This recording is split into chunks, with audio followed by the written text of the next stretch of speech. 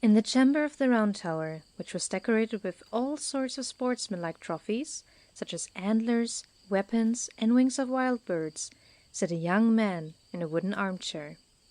He was twisting a bowstring out of the sinew of a marten, and singing a merry hunting song as he worked. He wore a hunting suit, and his closely cropped hat told the fact that he was a servant in the employ of the owner of the castle.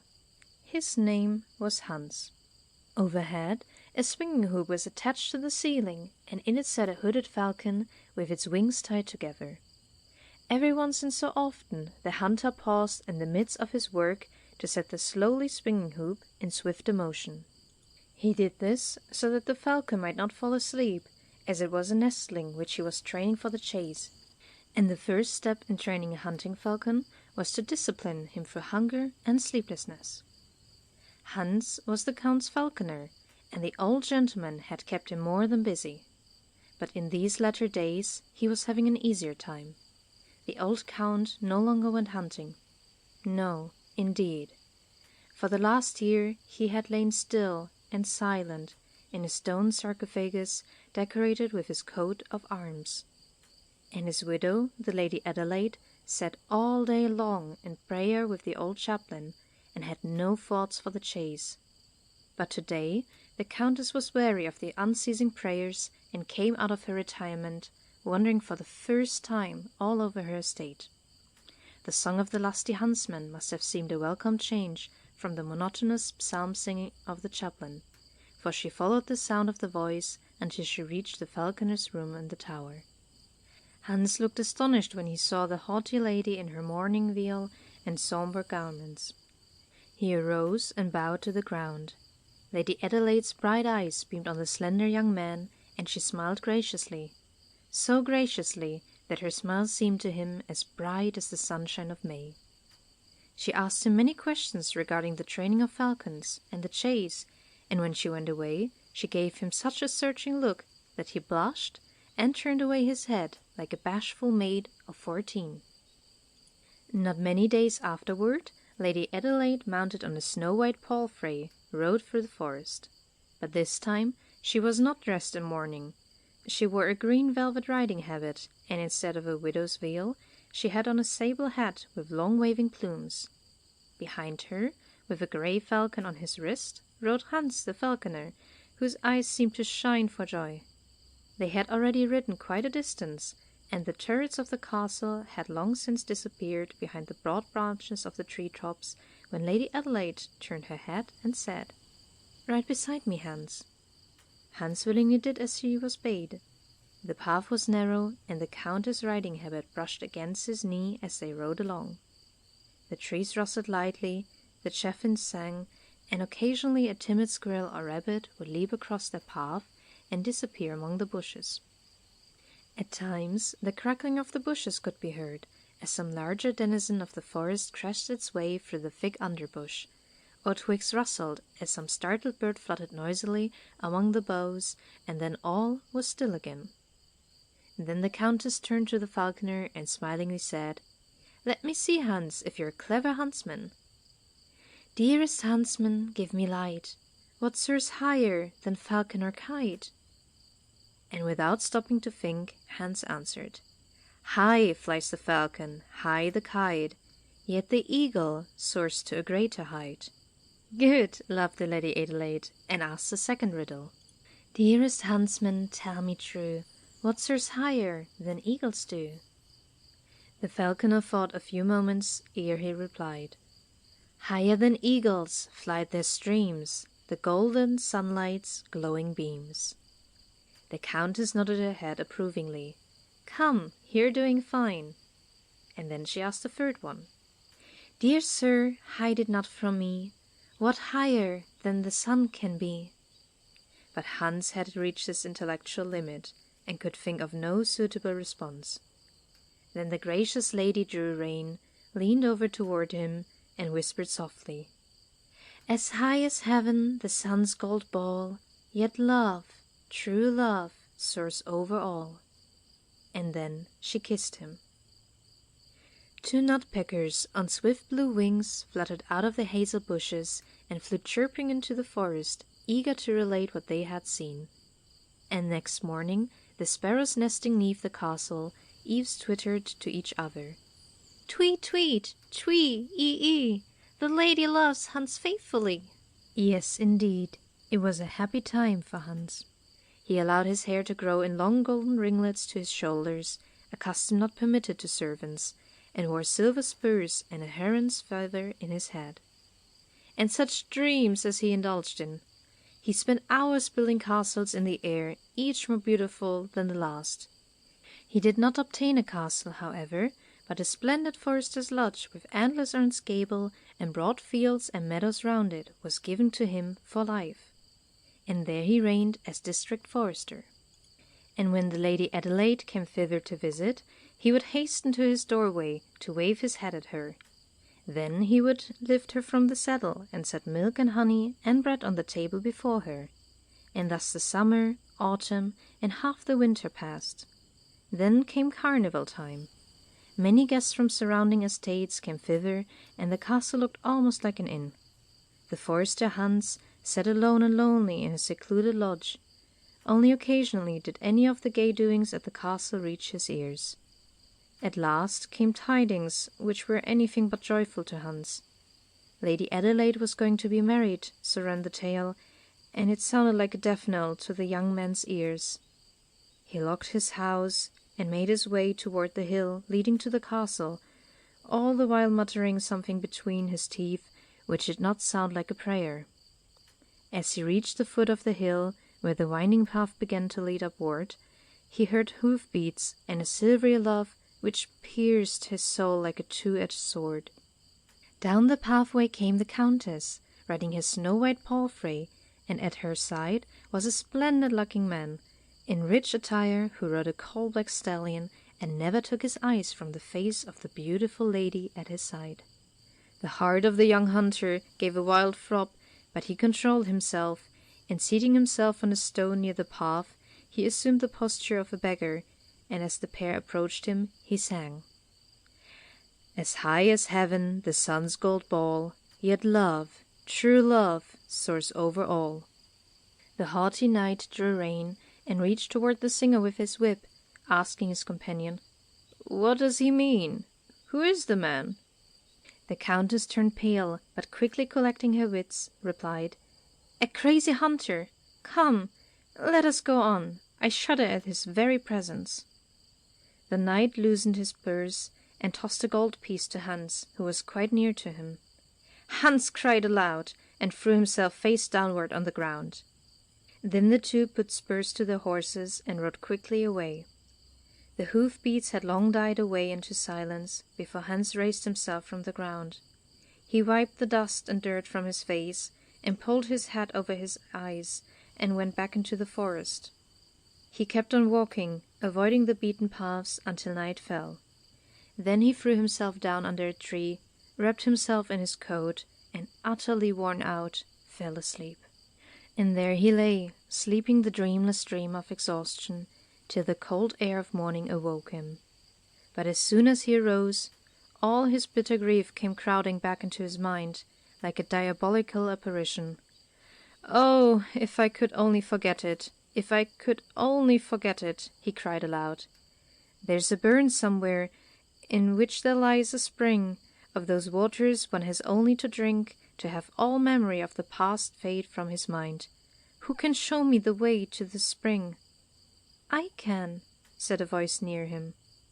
"I am well acquainted with the Waters of Forgetfulness, and such information as I possess is at your service."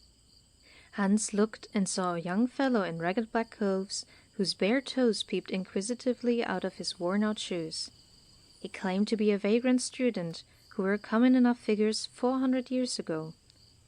They were students who wandered around from one university to another, without any definite occupation or settled abode. This one continued, "The water which causes forgetfulness is called Lethe, and is to be found in Greece. Thither you must journey, and you will find out the particulars on the spot itself. If you would attain forgetfulness with less trouble to yourself, come with me to the sign of the Blue Grapes, which lies not far from here. The hostess of the tavern will offer you so much forgetfulness that your purse will become hardly less flat than mine." Thus spake the vagrant. Hans raised himself and followed him to the forest inn. There they drank to each other's health all day long and half the following night. As they lay together in perfect harmony at midnight, on the bench behind the stove, Hans had indeed forgotten everything which oppressed and troubled him. However, with the first grey streaks of dawn, he awoke to all the bitterness of the past and a raging headache beside. He settled his and his companion's score, and bidding the latter a curt farewell, took his departure. "Oh, if one could only forget," he said, as he went along, striking his forehead with his fist. "I must find the spring, otherwise I shall indeed take leave of my senses." On the road there was an old half-dead willow, and on the willow sat the raven, who turned his head to gaze attentively at the lonely wanderer. "You world-wise bird," said the huntsman, "you know everything that happens upon earth. Tell me, pray, where flow the waters of forgetfulness?" "I only wish I knew," answered the raven, "so that I myself might drink of them. I knew of a nest in which there were 7 fat dormice, which had been raised on nuts, and yesterday, when I went to see how the dear, toothsome little creatures were getting along, when I got there, whom should I meet but the marten, just coming away from the nest, and as I live, not one single morsel of those dear little dormice was to be found. And now, no matter where I go or stay, I am reminded of what I missed. I can't get those nice fat little dormice out of my head. Yes, who knows where to find the waters of forgetfulness? But do you know one thing, young man?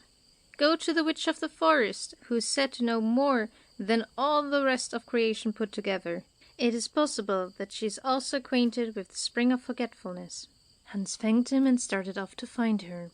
The witch was at home. She sat in front of her hut spinning, and as she spun, her white head kept knit-knit nodding. Near her sat a grey tomcat with grass-green eyes, washing his paws and purring contentedly. The young man walked up to the old woman, whom he greeted with great respect, and then stated his business. "I do indeed know the spring of forgetfulness very well," said the witch. "Nor shall I withhold the drink from you, if you really desire it, my poor boy. But as you no doubt have heard before, no work, no pay. Therefore, if you wish a glass of this costly beverage, you must first perform 3 tasks, which I shall impose on you. Will you?" "If I can," he answered. "Never fear. I shall ask nothing impossible of you. You must cut down the trees in the woods behind my house.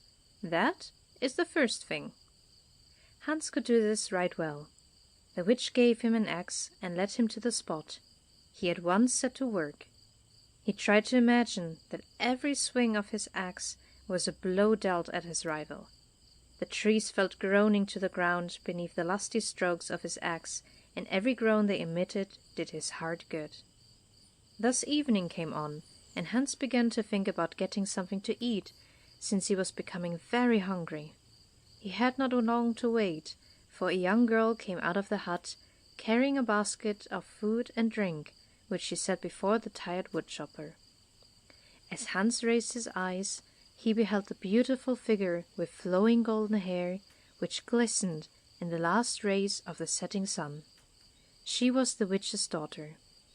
She looked at the gloomy young woodsman with gentle eyes and paused a moment before him. But as he said nothing, she went away again. Then Hans fell upon the meal with great relish. Afterward he lay down on the bed of moss and pine boughs which he had gathered, and fell into a dreamless sleep. But when he awoke next morning, the memory of his pain awoke too. Thereat he seized his axe, attacked the tree trunks with such force that his lusty strokes echoed through the woodland as far as one could walk in an hour. And in the evening, when the pretty girl brought him his food, Hans did not look quite so gloomy as he had the previous day. And because he felt that he must say something, he remarked, "Pleasant weather today, isn't it?" And she answered, "Yes, Lovely weather," nodded in a friendly manner, and returned home. Thus 7 days passed by, one just like the other, and on the 7th day the last tree was felled. The witch came, praised him for his industry, and said, "Now for the second task." He must dig out the roots, plough the ground, and sow the fruit and grain. This took him 7 weeks. Each evening after his work was done, the witch's daughter brought him food. She sat beside him on a fallen tree and listened with shining eyes while he told her tales of the outside world.